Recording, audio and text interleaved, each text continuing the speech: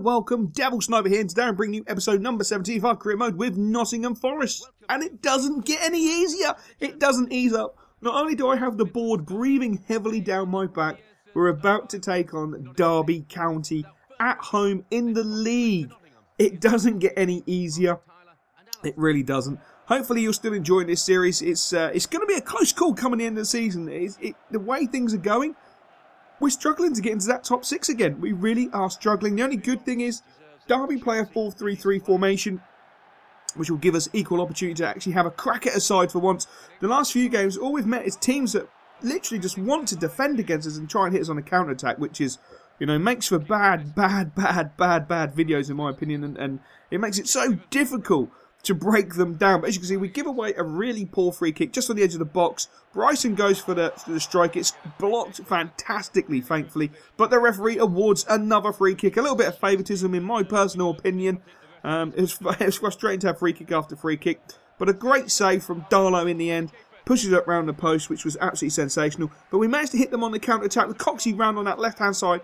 Moving towards the area, getting into the area, looking to pull the ball back. He does fantastically into Lafondra, and that is just a simple tap-in for Adam Lafondra. He probably won't get an easier goal to score all season, but Coxey done the correct thing. He could have had the shot, and if he did, he might have scored, but the easy option was on. A nice little square pass into Lafondra, and bang, we're in the lead against our arch rivals, and against a very good side, to be fair. And that was nice to go in at half-time with that little bit of a cushion. So how do you think the series is going so far? Do you actually think we will make the playoffs? Do you feel that we will make the playoffs? Let's be honest, automatic promotion and winning the title are probably long gone. We are an absolute country mile off being able to do that. But do you feel that we will manage to break into those playoffs and hold ourselves in the playoff positions long enough to get to the end of the season? Or do you feel we will fall short? And if we do fall short, what do you think should happen? Do you feel we should continue with season number 2, or do you feel we should just end it there and then, because with FIFA 15 it'll be around the corner? I'm still positive at the end of the day. I feel that I can dig us out of this. I feel that the boys can dig us out of this, and I feel the boys can find that bit of form when needed to get us into the playoffs. And then it's just a lottery, an absolute lottery. Speaking of a lottery, we give the ball away woefully in the 82nd minute, but thankfully we were not punished by the corner. And then Kelvin Wilson commits an almighty tackle. The player hit the ground with such force on his head, I thought it had knocked him out. They square the ball, they go for the shot, but thankfully it's over, high, wide, and not very handsome. From the resulting corner, because it did take a deflection, nothing comes from it. It comes out for about 35, 40 yards. They're looking to try and create something, but look at our work rates. We're still keeping the work rates up. We're still pressuring. We're still closing down. We're still aggressive in the tackle, which is fantastic. The ball was given to Mayuski. He looks to go down that right-hand side, but the referee does the correct thing and blows the full-time whistle. So we do manage to pull off a great result against Derby at home. A 1-0 win and a big 3 points for me. So yes, let me know in the comment section below if you think we will make it, if you think we're going to do the business. But firstly, the border off my back. Get in there! An invaluable member of the family. That is such sweet words. There's nothing worse than having your managerial career literally on a knife edge or dangling by a string because you're not playing well, you're not doing the business. It's, oh my days. I can laugh about it now, but I tell you, at the time, it's the most frustrating. So we're going to go away to Birmingham City for the second game in this episode. Hopefully we'll be able to get a positive result, build upon the result from the Derby game, pick up another 3 points, because it's important when you start picking up the results to keep that form going, to keep it, you know, churning out the points, and hopefully we will do so. It's nice to see a non-defensive formation. They have gone with a 4-4-2, which you can argue is a defensive formation, but nothing compared to what Ipswich played and Blackpool played with the 5-2-1-2 and the 4-4-1-1. Very negative formations, but it works for them at the end of the day. So who am I to argue or even criticise the formations? But you can see Birmingham literally toying with us straight away. Early doors, and we give away an absolute minger of a penalty. An absolute disgrace. And to top it all off, Eric Lahai is sent off for the foul. It was an overzealous tackle. He literally, it's as if he just had one of those moments. He saw red. He just dived straight in and bang, penalty.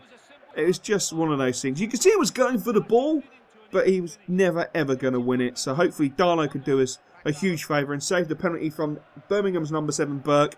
He steps up calms himself. Tries to Pirlo, and Darlow completely reads it and makes a magnificent save. Surely he should go up +10 because of that, because he's just an absolute revelation. He really is so good. But it was a bad penalty from the perspective of any Birmingham fan. An absolutely bad penalty. But look at the way we're aggressive, overly aggressive. Fantastic ball slotted into Lafondra, into the box, into the top corner. That's how you answer a penalty. That is very, very, I'm trying to think of the team, Watford-esque. I believe it was against Leicester in the playoffs, where I think Leicester had the penalty, they missed it, and Watford went down the other end and scored. It reminded me of that. We were aggressive, we kept up our work rates, that Dortmund-style work rates of close down, hurry, hassle, close down, be aggressive. We won the ball, and Lafondra, what a magnificent goal, absolutely magnificent goal. And speaking of nearly magnificent there, Birmingham with a nice finesse shot to that far post. If that had gone in, that would have been an absolute sensational goal, to be fair.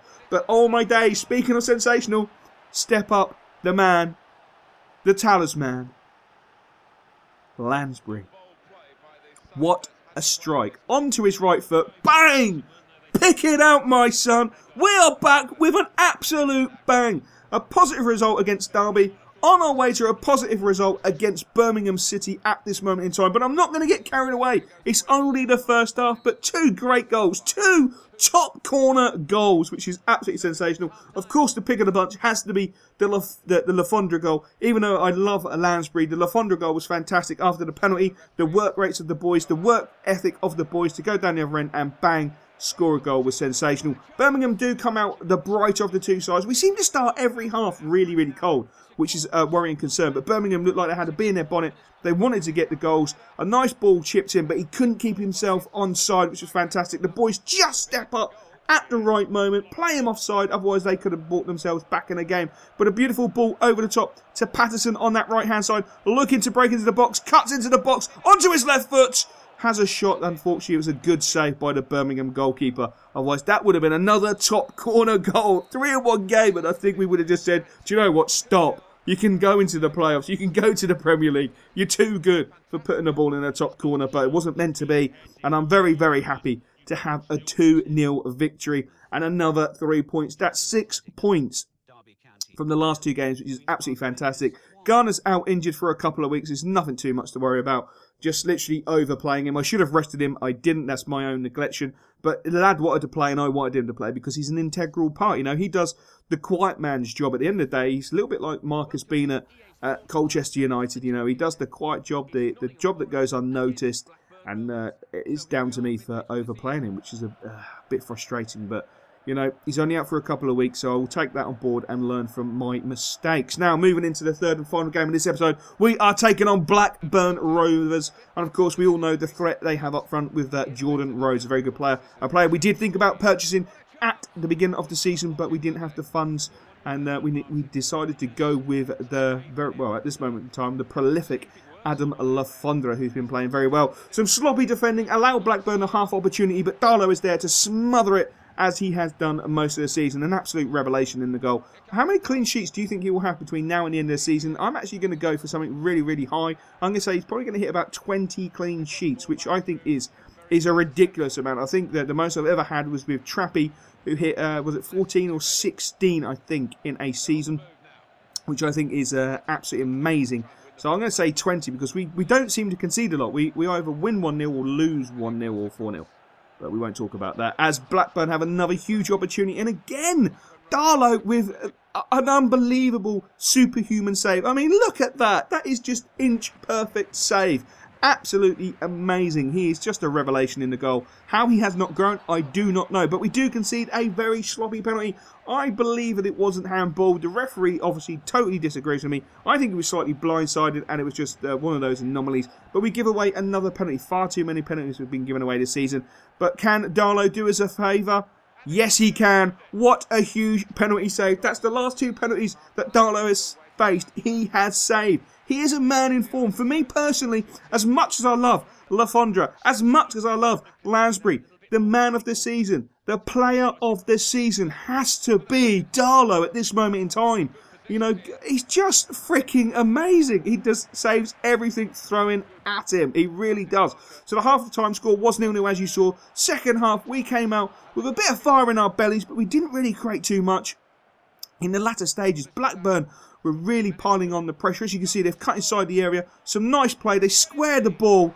And a piece of sloppy defending from our fullback allows them in to score an 87th minute goal. A great run by the lad, to be fair. He completely outdoes our fullback, but it was just sloppy. He went to sleep for that split second, and I've said it, and I'll say it time and time again. You've got to concentrate for 100% of the game. If you just have that lackadaisical moment where you lose concentration, you will lose the game. And it was Joshua King in the 86th minute to secure the points for Blackburn. We're still outside the playoffs. It's a little bit worrying, but I still have faith in the lads, and hopefully we'll make the playoffs. I used to dream about cars and things, about being a star and things. I thought that I would outgrow this feeling. It seems my dream